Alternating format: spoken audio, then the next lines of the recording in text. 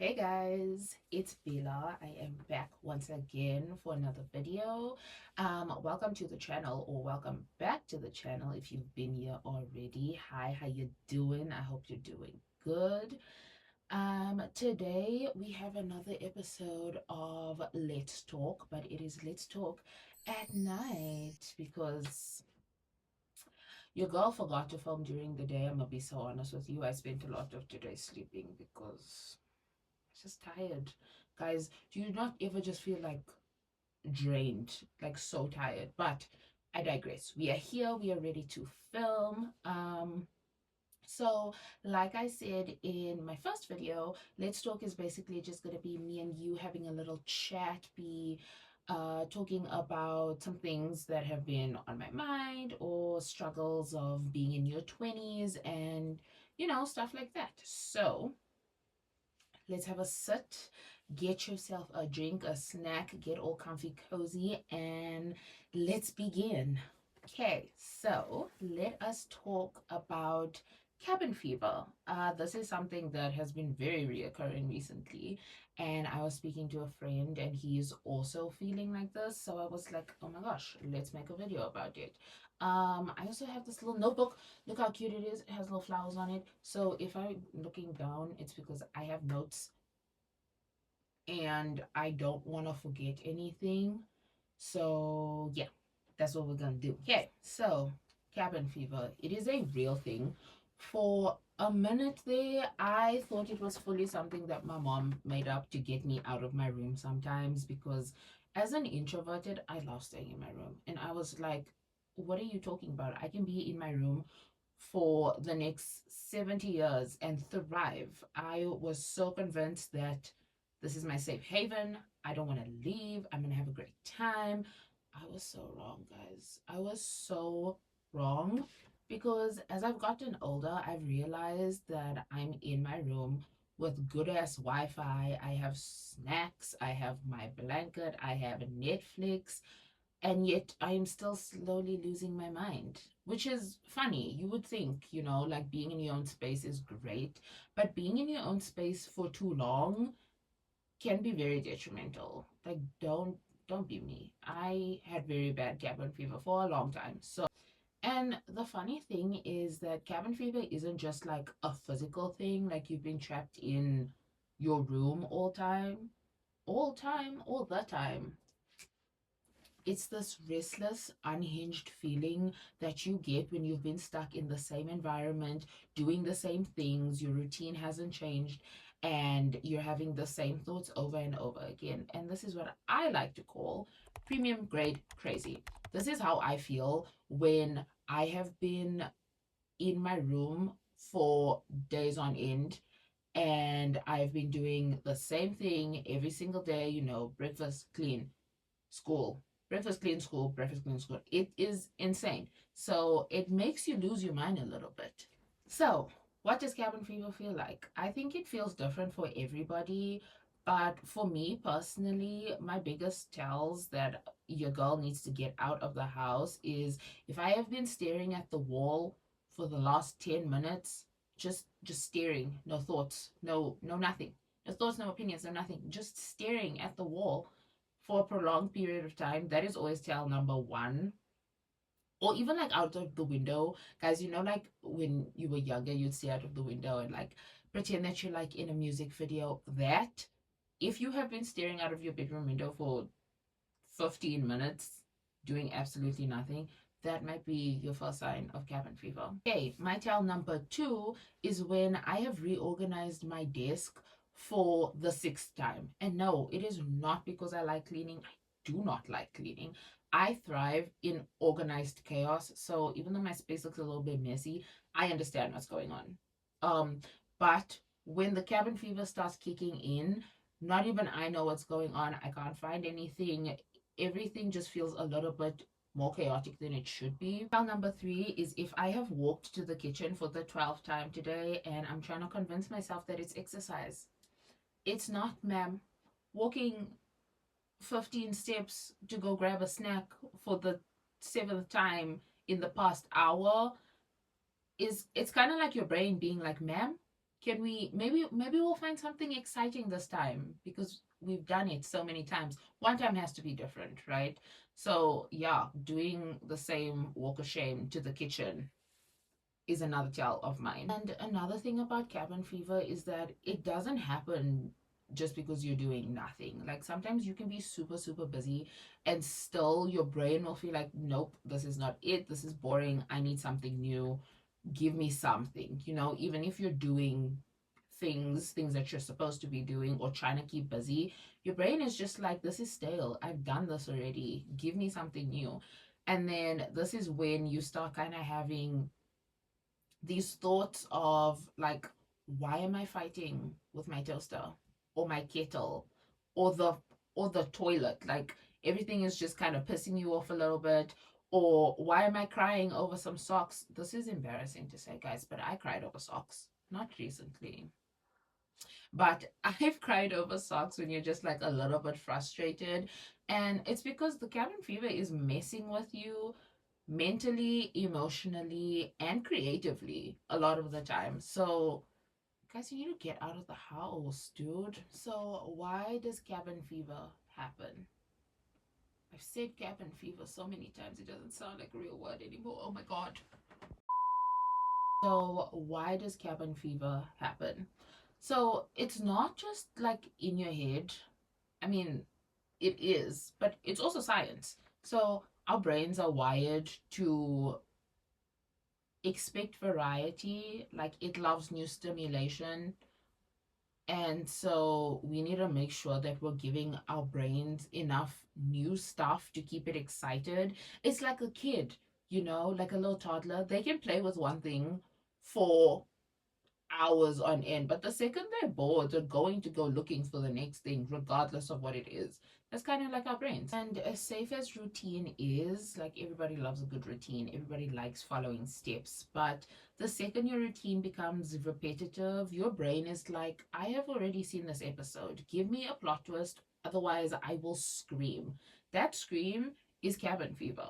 That's why even introverts like myself, who actually like staying in, can also get cabin fever and get sick and tired of seeing the same thing over and over and over, because you need to, guys, we need to be in the sunlight, okay? We need to go out, smell the daisies, touch some grass, guys. Do you guys know that term, that TikTok term? Go and touch some grass. And this is not to be like unhinged. That's not right. Go and touch some grass. Just go touch some grass, guys. It also kind of feels like when you have your favorite song and you listen to your favorite song all of the time until you're sick of it. I do that. I can listen to the same song 50 times, and after I'm done, I no longer want to listen to it. I don't want to hear about it. I don't want to hear about the singer, the tune, the lyrics, nothing. I am so sick of it by then that I want nothing to do with it. And that's exactly what it is you can listen to the same thing over and over and over, but eventually it's going to get stale. That's the same thing with doing the I said the same thing so many times, but it's like when you're doing the same thing over and over in your room. So, how do we survive cabin fever? So, these things might not work for everybody, but this is what helps me. Is number one, and probably most importantly, is some fresh air, guys. Get outside, smell the air, look at the sun, literally touch some grass. So I've made it a habit to have breakfast every single morning outside in the sun, not inside, because life can get very busy very quickly throughout the day. And so even like those 5-10 minutes of breakfast that you have outside, getting some sunlight, some fresh air, hearing the birds sing, remembering that the sky exists, like that can be very good for you. Number two that helps me is cleaning my space. So, this thing I don't love doing. I don't like cleaning. Like I said, I thrive in organized chaos. So even though it looks a little bit messy, I understand what's going on.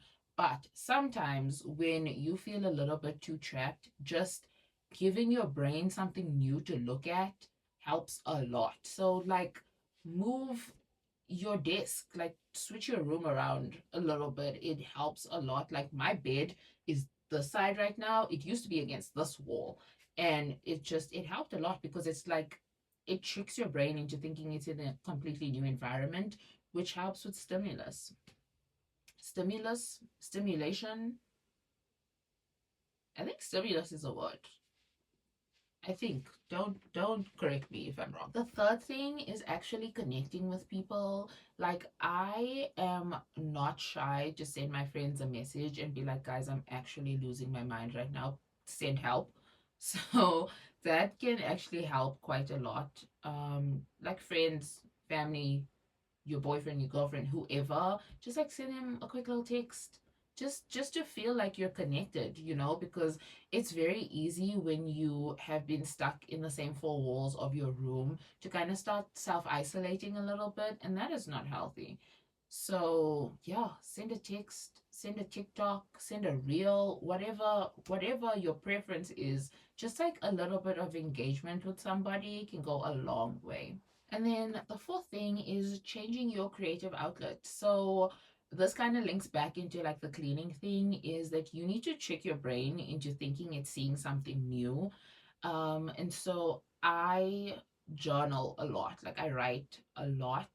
And sometimes even that is meant to help me can feel a little stale. So just changing what you're doing helps a lot. So like instead of writing down a diary entry, like write it down in the form of a song or paint it, or I don't know, change the layout of your phone. Like just make it look new and different, and your brain will be like, "Oh, this is exciting again. Let's not drive our host crazy." And keep in mind that you don't have to do something big or dramatic to keep your brain entertained. Like nothing that I listed is something crazy that you have to completely change about your day to day. It literally is just small changes to remind your brain that there is more going on than the four walls of your room or the walls of your house, even.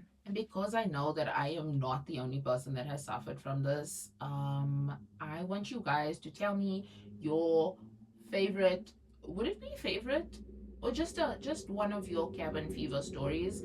Like, did you fight with the fridge because you were frustrated? Or did you subconsciously finish off all of your snacks because you just kept eating, eating, eating because you were bored? I do that, guys. Not because I'm hungry, just because I need to do something. So that's also another sign. Don't eat all of your snacks at once, because when you get out of the funk, now you have no more snacks. And that's not cool. Speaking of snacks, what is your guys' like go-to snack, like comfort snack? So I really, really like sweet things, and so dude, you could give me a Kit Kat and I would be so so happy. But also, I really like Doritos. I really like the original, the blue packet. I actually have a packet open right on my desk right now. So either that one or the green, is it sour cream? I think it's sour cream, the jalapeno sour cream, that one. So let me know what your favorite snack is, like your favorite comfort snack or something that you could eat every single day. Yeah. So yeah, guys, that is cabin fever. She can be mean and she can be petty and she does not care what your to-do list looks like. And if you are feeling this right now or you have felt this, I just want you to remember that it's not because you're dramatic or lazy or anything like that. You're literally just a girl, guys. You're just a girl. Or a boy. You could be a boy too. We're just people, guys. We're just people, and our brains crave movement and connection and sunlight. We're like plants, guys. Do you guys like have that person who talks to their plants, and that plant is thriving? That plant is getting watered, that plant is in the sun, the plant has connection because the person taking care of them is talking to them. That's what we need to be like. We need to be like those plants so that we can thrive and not lose our minds in our bedrooms, because that's not cool. Like, your bedroom is supposed to be a nice, safe, relaxing space for you to be in. Now, what are you supposed to do if your safe space is turning against you? That's not cool. So, congratulations. You are a human with feelings, and I want you to remember that it's okay to feel a little stagnant sometimes, and these easy fixes, um if you want, you can send me a little message and maybe I can help. I'd be so down for that. So, that is the end of this Let's Talk episode. Thank you so much for watching. Please give me a little like, a little subscribe if you want to come back and see me next time. I don't actually know what next time is. Guys, do you have any tips on how to be more consistent? Like, this past week was not very good.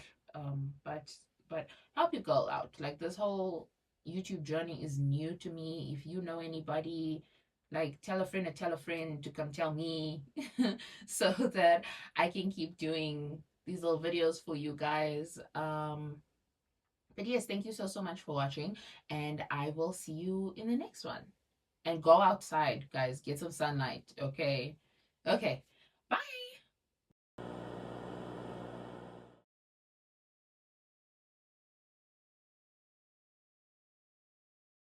Why does cabin fever happen? So, did I say that right? Let's go again. Why does cabin fever happen? Cabin fever. Cabin fever. My God.